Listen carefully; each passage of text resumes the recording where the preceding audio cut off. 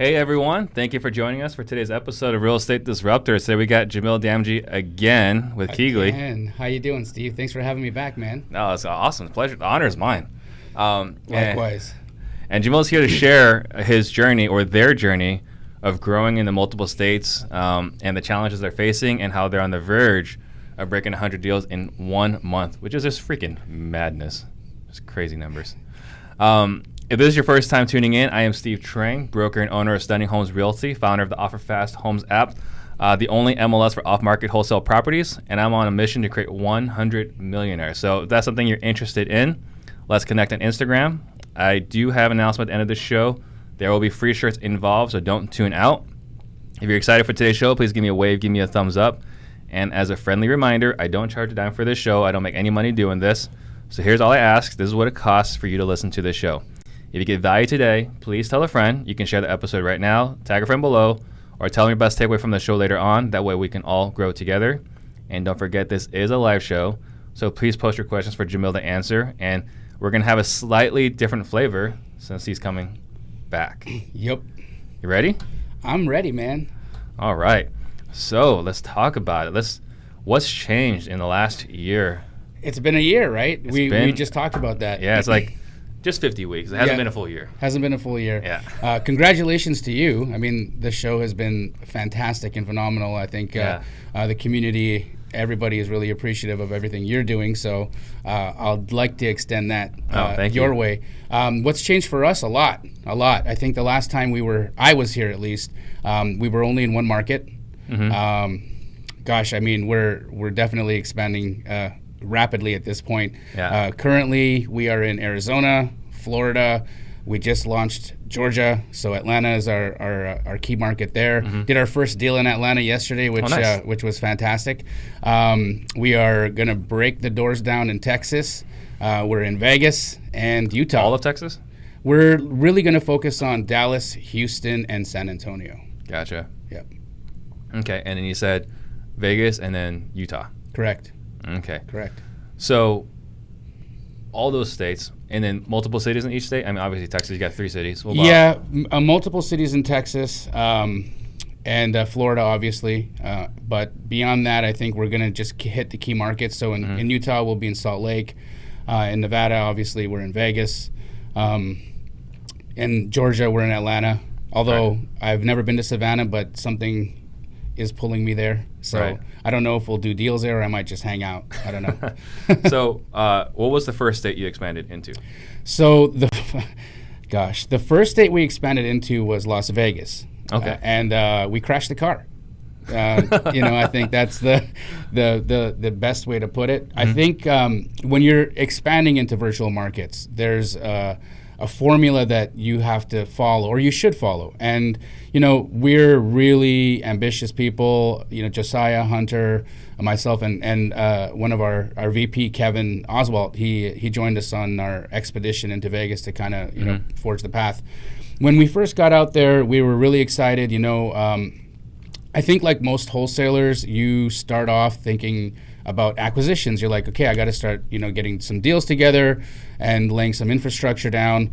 But we didn't have a plan. We had no real expansion plan. We didn't know how it was going to go down. We felt like, look, why don't we just recreate what we did in Arizona, put it in Nevada, and magic can happen again. It should be easy. Right? It should be easy. That's not what happened. So we went out there, we started, and we very quickly learned that when you're entering a new market, if you don't get your dispositions in order quickly, really, really build that buyer base up, then you do a lot of what you did in high school at the dance. You stand around and look at everybody else. And that's, me at least. And that's what that looked like for us in Vegas, right? There's a lot of people moving and shaking out there, deals being done. And we were standing in the corner twiddling our thumbs wondering how come no one wants to ask us to dance. So, fast forward from that, there was a lot of lessons. And I think the three of us had that moment where we thought, do we just stay in Arizona and really just dial it in over here? And I think for a while we did, and that was healthy because it allowed us to really blow up and expand our deal volume in Phoenix and Tucson. But we are not wimps, right? We feel that it's necessary to challenge yourself and step outside of the comfort zone. And so Florida presented itself, with some real data, thought to data and understanding what that market looked like. We made the decision to enter Florida, but we did it really systematically this time. Did you fold Vegas before expanding to Florida, or did you keep it kind of like on life support? Yeah, well, it was on life support. I think that's a fantastic way to put it. We're roaring now. Like our list is popping. We spent a lot of time figuring that out. So it was dormant, I think would be an accurate way to say it. Okay, so then you went to Florida. Yep. So what were the challenges there? We went to Florida. Challenges there were. I think just understanding how to manage resources, right? Where do you put people? Because you need people, right? Right. There's an onboarding process, obviously, when you enter a new market. You need to you find out their rules. You need to find out, who are the right title companies to work with, the attorneys to work with. One of the biggest issues that we had in Florida was earnest disputes, oddly enough.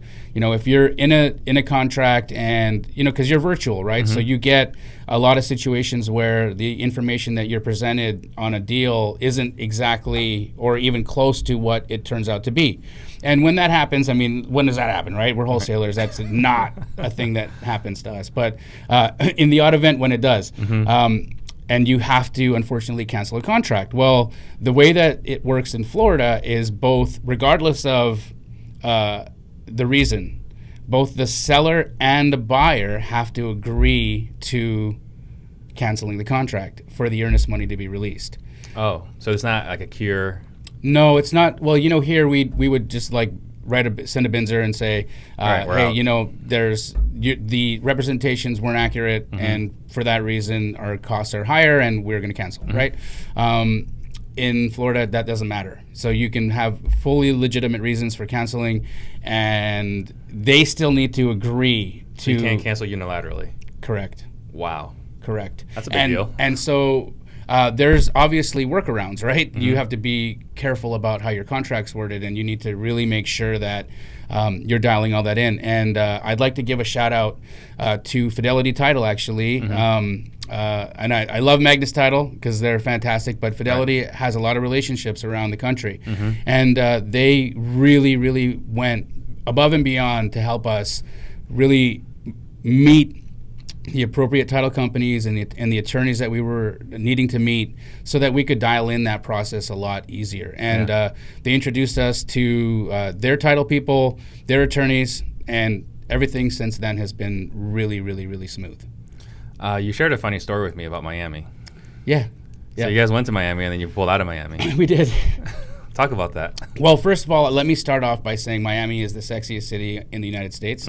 I love Miami. And so this is not a negative viewpoint of the actual place. But in real estate, it's tough when you're in a virtual market because you have a lot of trust in those situations, right? You have to believe inherently what the person is telling you on the other end of the line. And so we were doing deals, buying, selling, but every time we'd get to the point of, completing a deal, something weird would happen. Like this person is not a real person, and the title company says, this person doesn't exist. There's all these documents are fraudulent, and wow. I don't think you guys can buy this house. And so cancel, and you're scratching your head wondering what's going on. The seller wasn't real? The sellers, yeah. You have to be really careful about who you're dealing with there because there's just a lot of I want to be accurate on how I say it, but there's a lot of different industries, underground industries in Miami that are flourishing, and they have found real estate to be an avenue for cleansing their capital. Right. And so when you get involved in large transactions, there's always going to be, I mean, that's going to happen anywhere, right? I can't say to you that doesn't exist in Arizona or any other state. We just found it happened on every single deal we were involved in Miami. And so for that reason, we left. Now, there's some guys out there that are just kicking butt. I mean, there's a friend of mine who, Freddie, I can't remember his last name, but fantastic guy. He's crushing it down there in Miami. There's other folks that Josiah and myself have been in contact with that are doing well, that have reached out and said, guys, you have the wrong idea. And I hope I do. I want to plug into the right people in Miami. So if you're watching and you're in Miami and you think I have a completely out to lunch perspective, hit me up, because I'd love to change the perspective. I am not stuck on any idea of what Miami is, but it's just what our experience was, right? And unfortunately, you paint pictures with your experiences. Right. And I've heard something interesting with Florida is different than here, was that because their foreclosure process is different, it's just, I don't know, like hard money is just a whole different story out there. I love that you brought it up. So I actually learned this from Noah Brocious from Capital Fund. Shout out to them, because they're the best lenders. But yeah, so hard money and the prevalence of lenders in a market, that will really dictate the activity. Now, it's what you're talking about is a trustee versus a judicial state, right? In the judicial state, the foreclosure process can take anywhere from 6 months to 2 years. Now, if you're a private money lender, that's murder for your business model, because, you know, unfortunately, borrowers bail, right? And when that happens, and if they duck their head in the sand, which is usually what ends up happening, the process of having to track that down and then, you know, go through the legal proceedings to, you know, without that person involved, you know, judges will always give them an opportunity to show up. They'll always allow things to extend as much as possible so that whoever's involved that wants to maybe fix the situation can do so, which is fair. But if you're a private lender out there and your money needs to get in and get out, and then you're paying interest on it, then you can definitely run into problems if you're in a judicial state. So it's not so much that they can't do it. It's just suicide to do it. It's a pain in the ass, right? I think that's the key there. You know, I'd asked Capital Fund, are you going to ever lend in Florida? And, you know, Noah's answer was absolutely not. It's not for us. But we do really well in Florida. And I can say that we haven't really dealt with many buyers using hard money out there, because the buyers that we've been dealing with are just cash rich, and so they can close and they don't require it. But when you're in these markets with a lot of other activity, like here, volume is definitely assisted by good hard money lenders being in that market to assist those transactions from happening, because they're the money, right? You're the guts. You're the person taking that financial risk. You're putting some money down, but let's be real, they're helping a lot in that process. And if they're not around, then you're kind of on your own. So are you finding that the margins are larger than in Florida? Yeah. From Arizona? Yeah, I mean, you know, we've had some downward pressure on our assignment fees here. I think everybody would agree that that's a reality. So we've started to see that number trickle down from, you know, 12 to 10 to, you know, 9 to like 8,900. And, you know, I think today, our lovely office boss, Lily, she sends me a report every day that tells me the average that we're getting in fees in each market, and there's a little bit of downward pressure there. It's not terrible, but I mean, every time I see the numbers in Florida, I feel like dancing. Yeah, because like you can do really well on a deal out there. Just for you know, a lot of us in Phoenix are frustrated in one capacity or another, and you know, everything's greener on the other side. Sure. So if they're thinking about expanding to Florida, what are the tax consequences since they're not a state income tax state? I think that's a Hunter question. You know, I know that we make money, and I know we pay taxes. Oh, that sucks. So beyond that, I know there's consequences. We are, you know, we have an LLC or incorporated company in every market we're in. So I imagine we pay state taxes there, and then federal tax, right? Right. Yeah. Okay, so after Florida, what was next? So after Florida, we revisited Vegas Mm-hmm. because now we knew better. And that's moving along. And Atlanta, man, Georgia, Atlanta is, so if you're a wholesaler or an investor and you're in Atlanta and you do deals, reach out because we got the goods out there, baby. Atlanta's fantastic. It's just high energy, and the people there are, everyone we've talked to and met. I mean, when we were in Dallas, I met so many people that were in the business in Atlanta, and I just found it to be such a positive vibe. Like, everybody's happy. Everybody's just so genuine with their want to help, to communicate, to share information. Yeah, it's great. It's real. Yeah. It's 100% real. Yeah, I mean, I think Phoenix, for the most part, is pretty friendly, but... It is, but we're a special case, right? Like the guys that are really doing it in Phoenix, all of us, I think we've all come to that conclusion that we don't need to really compete. We can collaborate, and all of the juggernauts in town, I know on a first name basis, and I communicate with them in a loving way, and we do business together. So 100%. So I think that if that model could get replicated in other states, and we want to bring the love to every place that we're in, right? So KeyGlee isn't going to change when we're in Atlanta, when we're in Vegas, or any other market. The foundation of our company is love, right? That's something that we share with our staff.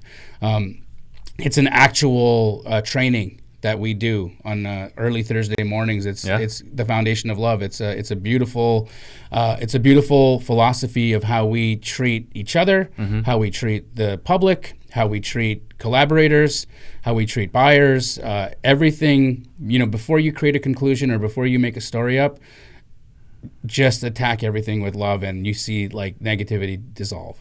Right. Yeah. Well, I like that part. I mean, you kind of went through it a little quick, but the part where you're treating your staff with love, because that's, Darren Hardy talked about it. It's, if you look at all the best organizations, right? Costco, Southwest, Ritz-Carlton, Nordstrom, they treat their employees better than they treat their customers. For real. Because if they treat their employees well, those employees will treat the customers well. For sure. Yeah. It's, look, if... when you expand, and I'll tell you, the one struggle I had in the expansion was delegating, right?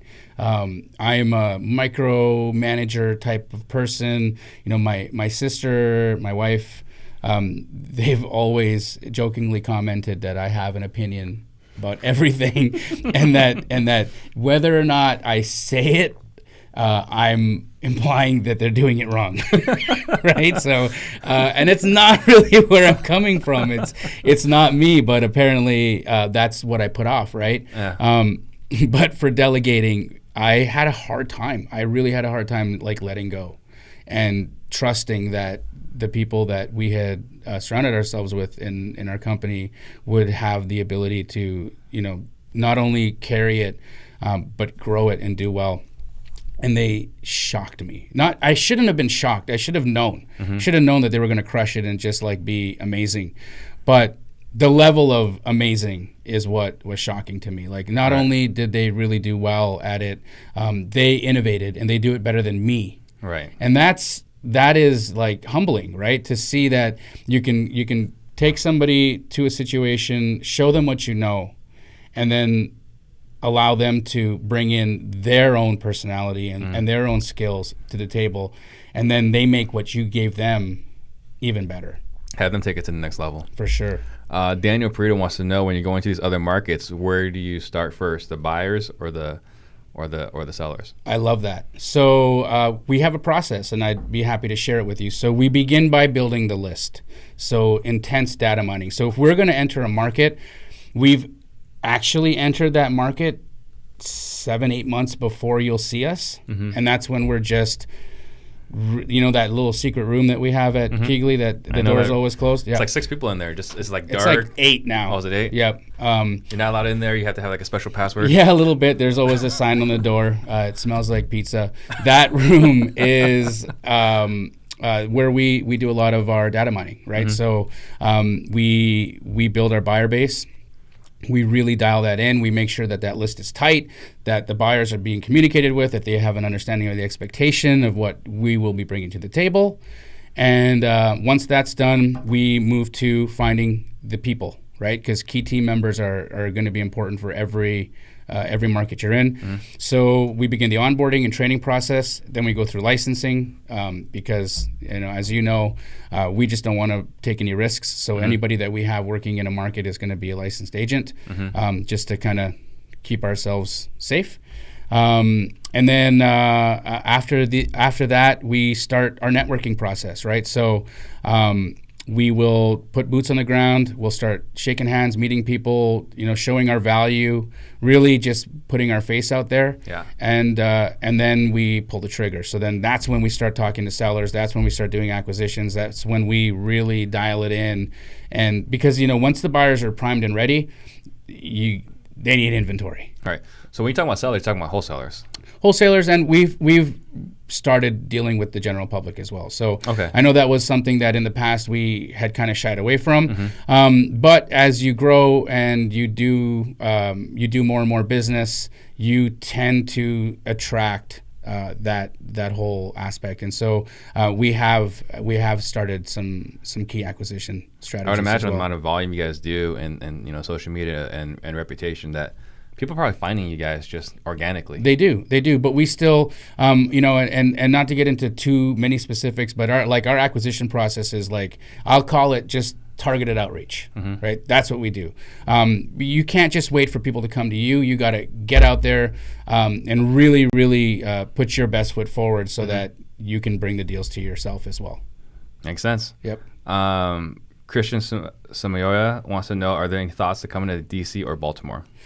I love the Northeast. I think I would definitely explore it. I mean, yes. Well, that's Antoine's backyard. I don't know if he's listening, but the rumor is, and I'm the one spreading is that he's trying to go nationwide, 50 states. So, who, me? Antoine Campbell. Oh, Antoine Campbell. Yeah. I hope you do it, brother. So Dulio wants to know if someone brings a wholesale deal, what's the split on those? It's going to be deal by deal, right? So we've definitely got a minimum to keep the lights on, but we can't work for that all the time, right? So, but we want to be fair to you. So if you've got a skinny deal, talk to us. If you've got a deal where there's a little bit more meat, share with us. I think the key is we bring a lot of value to the table, and we get deals done that people just can't. I get reached out to by so many high-level guys that say, look, man, everything is going super well. I got these 2 properties that I'm having a really tough time selling. Can you help us out? And we'll get those deals done. We get the really tough ones done. And those are the ones where we really usually make no money or lose money, right? I know sometimes, even though you get a portion, or you get a split, right? So say it's a real skinny deal and you get a little split. We have so many people now, and the staff is so big that we've got to cover those costs. It's expensive to have a really big team that's crushing it for you on the disposition side. So the splits, let's talk about it. That's my answer. So you're doing data mining. You're pulling the buyers. Correct. What's the first step for pulling that data? I think the obvious that everybody's does is like tax records and stuff like that. But we've got some obvious things that everybody does that we do as well. But let's think outside the box for a second, right? Right. How many guys do you know that drive a Ferrari own real estate? All of them, right? So would it not be an interesting place to look at who has bought a Ferrari in your city over the last 12 months to maybe potentially reach out to them? Sounds like a good idea. There's a lot of good ideas, right? The DuPont Registry is a fantastic place. You got to think laterally. If you are just continuously focused on, okay, this is what everybody does. They go to the tax record, they see who's bought in cash, and everyone's doing that, right? So then your list is going to be the same as everybody else's list, and that's not helpful. That's not going to allow you to really bring in fresh buyers, right? So you want to expand that thought process to as many different lateral but parallel industries as possible. And you'll see that, guys who own Rolexes own houses, guys who own Ferraris own houses, and finding out the information of people who have that isn't very difficult. So it's just some creative looking and some creative thinking. All right. So you talked about you went to Georgia. Correct. And then since Georgia, we are knocking on Texas's door. Okay. Yeah. So talk about that. So we're still in the completion phase of the data mining process there. So our list is great, but it's going to be like crazy in the next couple of months. And Why? as soon as Why is it going to be crazy? Because it'll just be like huge. Yeah, massive number of people. Massive. And engaged, right? Because we begin the engagement process early as well. So the people are realizing they know that we're going to be there. They know that we're real. And they're just excited. They're excited for us to enter the market. And so I think, the next couple months, it's going to be a really neat time for us in Texas. So when I was out there, there were a couple of companies that they did not like. I think one was like Northwestern, was it?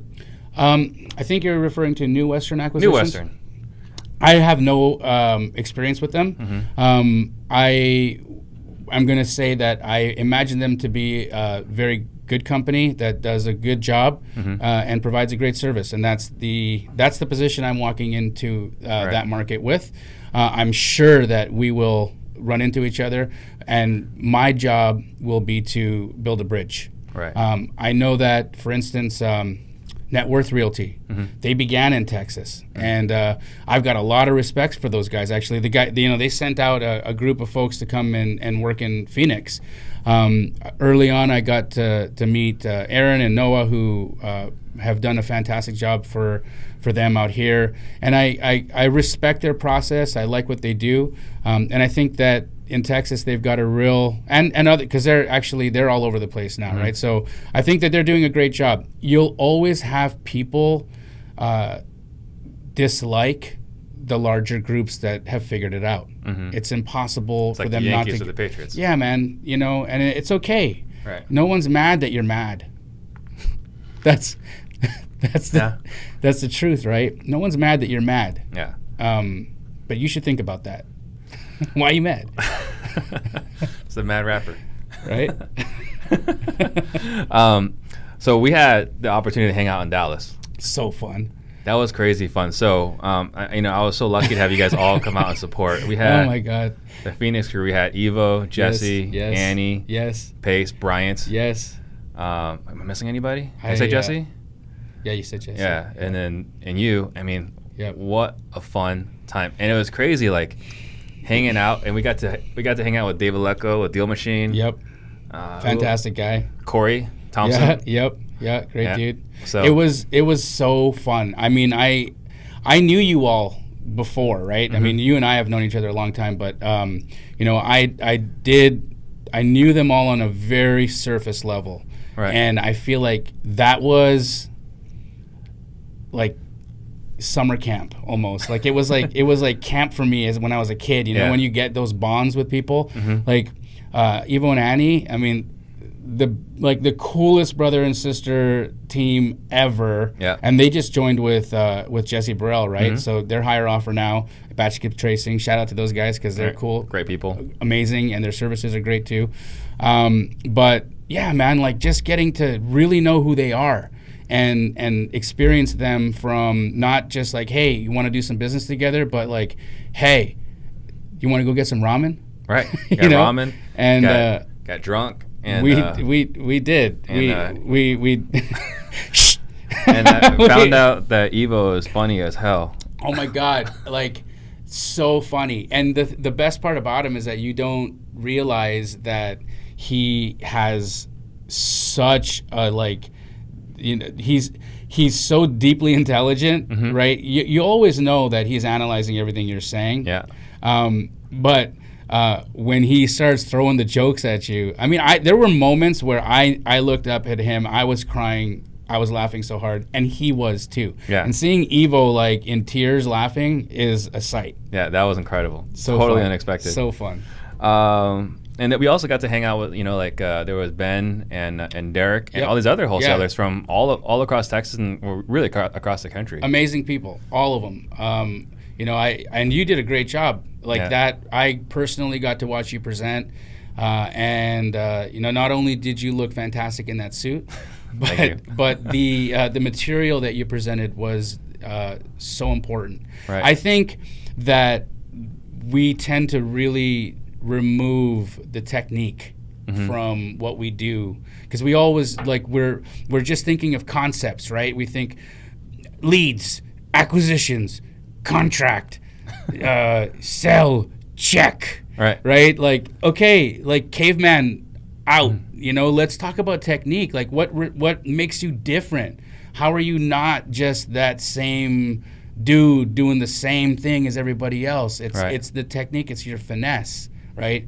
You absolutely dove into that from the sales training process, and I took so much away just personally. Not your examples of how you even negotiate with your children, right? Yeah. I mean, for me, because I have a negotiating child, right? Yeah. And so it's interesting to see how that can play out in all aspects of your life. Yeah, well, the human psychology from it is just crazy, and it applies. I learned it for sales. Yeah. I learned it to buy houses, and it translates really well to your marriage. Yep. To your kids. 100%. To your friends. It's a little addicting because I found myself doing this to friends sometimes. I was like, why am I doing this to my friends? Well, how about yourself? Don't you need to sell yourself on things sometimes? You got to be able to, get past the subconscious. What's blocking you is all those fear mechanisms, right? The things that tell you, look, entrepreneurship is the exact opposite of the subconscious mind, right? The subconscious mind wants you to keep alive, fed, and sheltered. Yep. And everything else can go away, according to it, right? So according to your reptile brain. 100%. And so when you want to explore entrepreneurship and you have dreams, all of that it means the death of those safety nets, right? It's I've been talking about this a little bit to some friends and people, but it's no parachute. No parachute. That's life. If you really want to do it, fuck it. No Gotta parachute. go all out. Yep. So Dulio wants to know, after receiving a list back from batch skip tracing and the addresses that came back with no numbers, what other skip trace company should I use? I think if it came back with no numbers, I would reach out to batch skip tracing again and find out what happened. I have talked to a lot of guys, and I mean, look, I have no financial consideration or objective here. I have heard from people that skip trace all the time, and I don't think there's a better service. I think that their data is better than what TLO is delivering, IDI. So because they're getting it from multiple places. Absolutely. So I think if you had a problem with the data, I would just reach out to them and find out. Who knows? Errors happen. It's surprising to me because I don't think that Evo the machine makes errors, but he might have, right? So if you got the results back came with no numbers, then there's probably something happened. Yeah. Yeah. So Georgia, it's in process. Correct. And then I think the last one is Utah. Yeah, which is going to be an interesting market to get into. Yeah. It's really tight knit. There's a handful of guys out there that are crushing it, and there's all kinds of funky dunky rules. Yeah. So let's talk about those rules. Well, man, I've heard some nutty stuff, and I have to be careful because I don't want to use this forum to disseminate fake information or hearsay. But I heard some weird things you can't email pictures when you send out a blast. I think that can't be real, but it might be, right? So we've got an attorney that's really well versed in our business model, and that the goal is to get an opinion letter that is binding for us, that we feel confident in moving forward with the way that we operate out there. So I would love to present to you some of those real sticky rules that we came across. I'll give that to you to share with the audience at a later date, because I think it's important that we do follow the rules when we're doing our business, because that's what elevates the industry and elevates all of our reputations. 100%. Yeah. You reached out to Cody Holfine? I have not personally. Brent Daniels has been a real cool conduit for me. I know he's working a lot with Tom and Cody out there. Mm-hmm. I personally haven't had an opportunity to connect. Mm-hmm. I do know that they are the guys, and so if you guys are watching, hit me up, or I'll hit you up, or both. So yeah, because I after our conversation about that and the challenges you have, I actually talked to my buddy Matt Strong up there, who's a big time hard money lender up in Utah and Salt Lake. What'd you find out? It's the Department of Real Estate takes wholesaling very seriously, and they try, from what I understand, if you're wholesaling, they're going to try to come after you as acting like a real estate agent. Got it. Now, so just be licensed. Be licensed. Okay. But from what I recall in our conversation, which was many, many months ago, no one's been busted successfully. Okay. But it's a hard line. Yeah. I think like if there's a possibility, like the word busted just kind of made me cringe a little bit, right? Because it's like that. It's still. I want one day, like if I could wake up and the whatever gray area has been unfairly attached to the industry could just like go away. I think the only way that can happen is by like we need to man up and woman up and follow the rules. Like it's not that hard, right? I'm not always a rule follower. Okay, I just got my driver's license. You just got your driver's license? Yes. So how are you even driving this whole time? I drive. The car works just fine. The car works just fine. I've been able to buy multiple cars without a driver's license, which, I mean, How did you test drive? Dude, when... You just show up with a case full of cash? No, I just show up and I'm like, hey, I want to drive that car. And they look at you and they're like, yeah, I think you would have a driver's license. So here you go. And I know there's rules that they're supposed to follow, but, man, people don't, right? Yeah. I got into a Maserati without needing a driver's license, so it happened. I'm just saying. But, again, I have to follow my own advice, right? I think you need to follow the rules. You have to do this right. And so I can't say that and not have a driver's license. So right. Well, now you got a driver's license, you can say it. I can say it all. Right. I was, as soon as I got the license, like the next day, I called my sister because I was following her on Lincoln, and my wife has gotten a couple of speeding tickets on Lincoln because of the photo radar. And so I wanted to give my sister like a friendly call to say, hey, Rima, I noticed you're, speeding on Lincoln when I was following you. And she's like, you got a driver's license now, and now you think it's appropriate to call me and critique my driving speed? Like, get lost, kid. So, I mean, whatever. So, guys, you guys got more questions, definitely fire away. So how soon until you're up and running in Utah? I think we should be likely up and running full force in about 6 months. Okay. Yeah. And then in building your business, right? I mean, going nationwide to do all these different states, like there's got to be some sort of marketing involved. I think for us, the marketing is like the networking, right? It's like us getting our boots on the ground and getting out there and just showing up. Because when the Sea of Blue shows up and all the roads end up leading to Keighley, you want to know how that happened, right? And Absolutely. so I think that's marketing. In our sense, we're getting out there, we're showing up, we're shaking hands, we're building a brand. We're building a brand, right? And we're lucky that the success that we've had in the markets that we've been in have elevated us to a point where no matter what state you're in, if you're doing it, you know who we are. And that in itself, I couldn't pay for. Right. Right? Like, how could I buy that? You can't, and that without doing it. Yep. Let's see. Was there any other questions that we missed here? And sorry, guys, that the YouTube link didn't work today.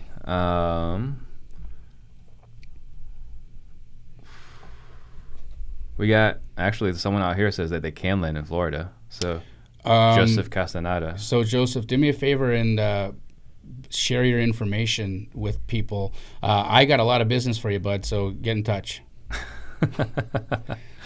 Yeah, I mean, what a better way than do business than watching a podcast, right? Yeah, for sure. Oh, I want to tell you that not just a shameless plug for KeyGlee here, but we are going into hard money ourselves.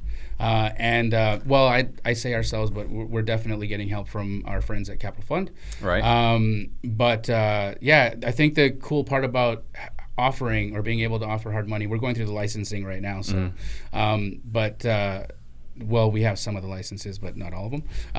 But once we're up and running and that's available, the beauty of having that as a one-stop shop where, you know, our buyer can say, hey, look, I want to take it and I want a loan.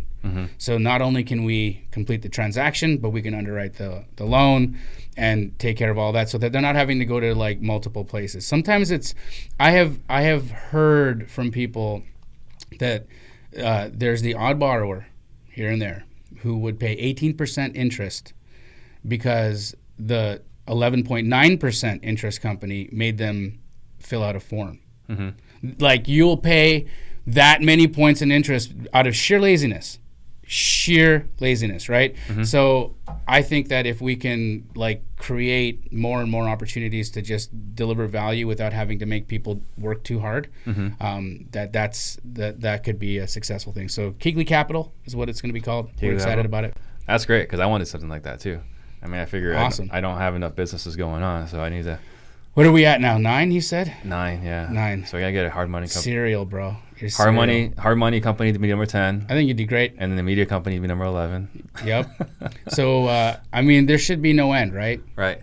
100 millionaires, 100 businesses. Well, it's that. Well, we can impact more people though. I agree. So it's that the analogy. I love this. It's like, you know, McDonald's makes a nickel when you buy a burger, but they made like $1.50 when you buy the Coke, and another $1 from the fries. For real. Right. So if you can, you know, double dip, triple dip, and provide excellent service throughout the whole transaction, where they're just dealing with just KeyGlee or just us, right? The whole way. The whole way.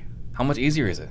I mean, I think that's what it needs to be. Right. Right. I think that's what it needs to be, and in that wish of elevating the industry could potentially like be something that we could bring to fruit, right? Well, you want to hear something crazy, and I think we're gonna get some flack for this. Okay, let's do it. But one of the things I want to do in 19 is raise the bar across the industry. I think whoever gives you flack should like check themselves. Well, the things I'm going to say, because I haven't said this publicly. Okay. Want to start with one? Let's start with one. Okay. So I want to have it so that, you know, there's no more walking away on day 30. I think 30-day inspections is complete crap. You should be able to tell a homeowner. It's a long time. 10 days, 14 days. I mean, we waive it completely. Yep. But, you know, if it takes you more than 14 days, like you shouldn't wait until the homeowner moves. I agree. To cancel the contract. I've never had a 30-day inspection before. But it's out there. A lot of contract. I mean, locally, we got friends. Yeah. That do 30-day inspections. I'm not saying anything negative about them. Yeah. I just haven't done it myself. Right. I think that if you... the reason for a 30-day inspection is because your dispositions aren't working, right? So shorten your contract inspection time to 10 days and call KeyGlee. Yeah. That works. That works. Yeah. So, I mean, and you and I mean, we've obviously collaborated on a lot of different things. Yep. Right. And so, you know, our disposition process is there's a combination of Instagram. Yep. Offer Fast Homes app. Yes. And KeyGlee. Yes. Right. And it works. It works. I saw that it was actually in your plan. Yeah. Like I was so it was so fun to me that you would put that up there. It was like our offer fast disposition plan, and like KeyGlee was like number 5, was it? Day 5. Day 5. We're at day 5. So when you take the property down, day 1, call and text 5 people. Yep. And put it in the offer fast app. Yep. And then if that doesn't work in 4 days, day 5, call Jamil. Love it. Put it in KeyGlee. Love it. And it works. You saved our butts on multiple transactions. I'm humbled to be able to have the opportunity. Yeah. Thank you. Let's see. So Jamil has shared meditation with me. This is Caleb Cruz. It's really been great in my personal business and life. So let's talk about meditation. Okay. You want me to just start? Just go. I mean, it's changed my life, Steve. Yeah. You know, 4 years ago, I started the journey. And I started off with like 5 minutes a day. And, you know, I don't want to get too esoteric because it can lose people. But quantum physics, no. I'm just No, Was it no, the really, grass right here? really. The fact is that I believe we're all energy, right? We vibrate, we move, and even if we don't think we are, it's what's happening, right? Science proves it. And so I feel that if you can live in a state where you connect to a more mindful place, like I'm present, I'm here right now, but I feel like I'm in flow, right? I feel like I'm listening to you, I'm active in this. And I think that's what meditation allows you to do throughout your waking day.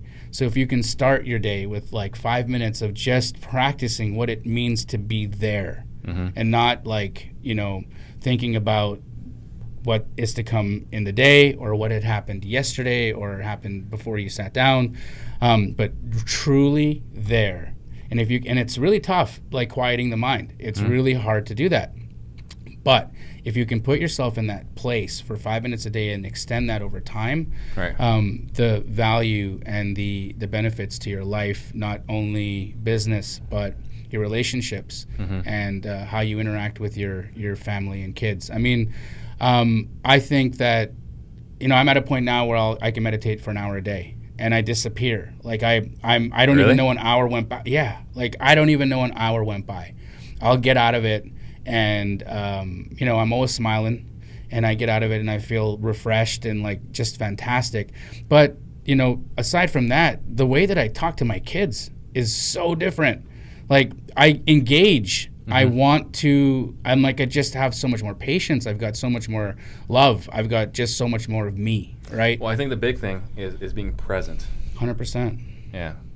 Totally. And people can feel it if you're present. Yep. If you're distracted, they know that they don't have 100% of you. Yes. It can be very irritating. Yep. I mean, just think about it when you're having a conversation with somebody and they're doing this. Like it's the worst. It is. It absolutely is. I mean, that was, I can say, like, having meetings with some of my superiors back in the day. Yeah. And them checking their emails while we're talking. It's like, really? Is this happening right now? Yeah. It makes you feel so unimportant, right? Yeah. Like, oh my gosh. Insignificant. So Dooley wants to know whether KeyGlee or Real Estate Disruptors go into All in Freedom event. Dooley, personally, I would go. Me too. I would go, and I'd be happy to pay their asking price. It's not even an issue. Me too. I'm just going to happen to be out of town for a different event that particular weekend. I have to check the dates, but Carlos and Sal and Alex, I think Elijah's on that one this time as well, and they got Brent as a They got Brent, they got guest. Krista Shark, they got Quentin Flores. Awesome. I think Donovan might be in there again. Oh, yeah, Donovan Ruffin. Yep. Yeah. Look, real dudes. Those guys they're fantastic. Yeah. My opinion is you cannot skimp on learning. Right. Like, get in it.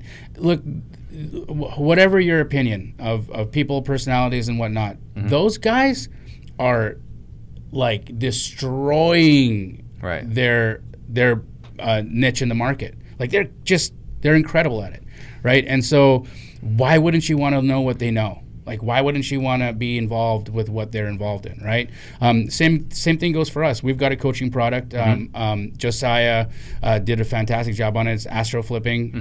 I don't want to talk too much about it, but I will say, if you're interested to know what KeyGlee's doing, you can also check out ours. It's just astro flipping / Jamil, and there'll be some more details on it. That's it for that. But for them, yeah, man, go. And would I go? Yeah. 100%. I would say, I mean, even the $2,000 VIP, there's no way you don't make that and more. Just, I know, like these guys are incapable of holding back. Agreed. So they're just going to keep giving you information. So there's no way you don't make that money back. They're asking about Deal Machine. Well, that was to themselves. Who is going to sit on the Iron Throne? That's from Pace. So my theory is Dany kills Jon Snow. She kills Tyrion, and she sits on the throne with that like really like hot, super like mean look of hers. And then the two Starks, Arya and Sansa, will ride off into the sunset to go get their revenge and continue the game on. That's my thoughts. I don't know if that's going to happen or not, but if it does, then Pacey owe me $100. Yeah, I have no idea what you were talking about, but it's great. The look on your face was like so interested, but not, right? I have no idea what's going on, but that sounds awesome. Sounds like a great show. Well, so it started off Just Dallas Andrews wants to know if you'll be his mentor. I would be honored to be your mentor, Dallas. You're a great dude. I've thought about it. I've been really considering just stepping into more of a phase in my life where I can be of service, right? Mentorship, the mentor-mentee relationship is such an important one for many people who want to grow. I know, I don't know if you're okay with me talking about it, but I know you're mentoring some people, you're doing some coaching, and whoever you're helping is like, what an amazing thing, right? You are so high level. You've done so much. This podcast, your Stunning Homes Realty, your wholesaling, all the other 16 businesses you own. But your family, your children, how you have the time to go to the music lessons, the kung fu, all of it. Like you want to be mentored by somebody that not only knows how to juggle, but does it like they're not even doing it, right? And at the highest level. Right. And so I think mentors are amazing. I've got some, and I'm sure that throughout the rest of my life I'll be meeting many more. Right. And you guys, you might have heard me say this before, but Jamil was my wholesale mentor. So I find that so amazing that you say that. Thank you. Well, because I've shared it before. Like I was just like flipping, right? I was just flipping properties. Like I was buying properties that I didn't even want to buy, but just they didn't want to list it. They wanted someone to buy it. Right. So I was like, okay, I guess I'll buy it. And then I ran out of money. It's like, well, shoot, now what do I do? Yeah. Hey, there's this guy. I think you listed that within like a couple hours I was on it, right? Like yeah. There's this guy that's hitting me up on Zillow. He says that he'll buy my properties. Like, all right, I guess I'll send it to him. Oh my gosh. So yeah, I mean, you opened that whole world for me. And I think was it Clever Coy, I think is when we started talking about how we start doing business together. Yep. So Quentin wants to know, does your business model work in smaller markets? Yeah, 100% it does. I think it's it's ideal for larger markets, but smaller markets, I mean, they're the same, right? It's just it's a dialed down version of the larger market. The thing about it is that what we are big proponents of is to be like front runners in what you're doing. So if you're in a smaller market of like say 100,000 people or 50,000 people, be the best.